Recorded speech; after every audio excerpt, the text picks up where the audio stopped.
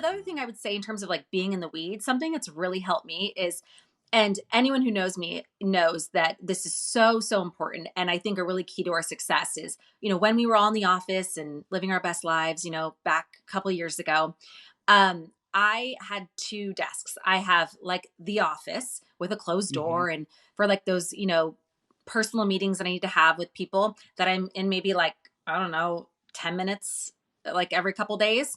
My Yep. real desk that I do my work at is like in the middle, the seat right next to the team. It is in the weeds. And the person that taught me that was Jared, who has also this beautiful designed office, right? That he never sits in. He drops off his bag in the morning and he would leave. And he sat like in the middle, like a chair right next to everyone with his product development team and his head graphic designer. And the stories you're hearing, the banter in the morning, the water cooler talk, the just what people care about, that is like so key to be in the weeds of people where they're seeing you as their leader, right? Like Yep. getting in with them, rolling up your sleeves, building those relationships. And that's really important. And I think a lot of leaders have this like false sense of like, oh, when I've made it and I get my office and I get to, and I'm going to stay in there and invite people into my office and to sit down across from me from a desk. And like that is not how you build teams that want to work for you. It just isn't. Like, yes, you have to have a closed door to have certain conversations when you get to a level, but like go out there and get in with them. And obviously now that, most people are virtual, and how do you do that in a virtual sense? Well, you just join them to riff. And sometimes, I just call them, right? Like pick up the phone. Yep. How are you doing? Don't get into just, barking orders and telling people what to do. Like just ask them, how are you doing? Call casually. And Yeah. if they're busy, and I always tell people, like, don't feel like you have to pick up for me. I'm just literally calling you because I'm coming back from school drop off. I wanted to see how you were doing and check in. So that was a long winded answer, but No, that I helps. love it. I think those drive-bys are super valuable, right? Yes. And you read about them. I mean, it's funny because intuitively it makes sense, but like if you study like management consulting, management, whatever, like that's a big part of it, right? Like walking the line, talking to people, hearing about what's going on. Yes. Um, while we're on the topic of that, what are some of the other, leadership philosophies or approaches that you've found that work really well, You right? know, Are there any others that you think are really kind of critical? yeah, I think, one of the keys to our success, and it kind of what I've over the years, anytime we've stopped doing this is when you see problems, is I think you Hmm. have to make bold decisions and make them quickly. And a Mm, lot of times, I've seen people where they have this kind of like analysis paralysis, or they're like just paralyzed of making the wrong decision and what that's going to mean, right? And of course, yep. if you're going to fail quickly and cheaply and have an aha moment from it. But at the end of the day, there's nothing more like wanting to work for someone who can make like big decisions and make them quickly so the team can execute.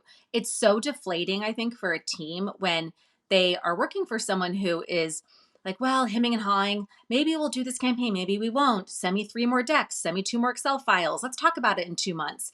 Because they kind of maybe feel like their head's going to be on a platter if something goes horribly wrong. And I Yeah. think the minute you can like lose that fear as a leader, that if you do make a mistake, that you're not going to be like skewered, for it, that it's going to be okay, is the minute you can start to like really make big changes and make big campaigns that people, want to hear about, and that your team wants to work for people like that are making big things. Just doing the day in and day out, that's just earning a paycheck, right? And Yeah. people can earn a paycheck anywhere. And especially, on the West Coast, there is just so many incredible indie brands, and there's so many incredible brands that people want to work for. So, you have to offer more than a paycheck for people to want to work for you. And so I think that's important. The other thing I think is just being a great mentor for someone's career, where someone Mhm. like truly feels like they're learning from you, there is growth there if there isn't growth at a company. Because also sometimes they're just, I mean, I understand like reality. Sometimes Mhm. there just isn't a position that someone can move into. There just isn't money in a budget for another, big promotion or adjustment or whatever it may be. Sometimes there's realities of business, unfortunately. And when that happens, like how can you be a mentor for that person's career and help them get to that next level at another brand, right? Yep. Yeah, it's I don't know. I mean, it's like the things that you're saying are things that, like, when you hear them, it's like, well, yeah, of course you should be doing that, but so many people don't do it, you know? And like, and it's so hard to actually do in practice when like you're in the grind day to day. It is. Uh, It is. You have to get yourself out of like the wheel, like that's just spinning, the hamster wheel, yeah, and to yeah, make the big change. And you just kind of have to change your mindset of like, and I think people when they meet, when they talk to me, I hope they can feel that mindset of like, yeah, I'm just going to do things that I think are the right decisions. And I'm going to make the big moves.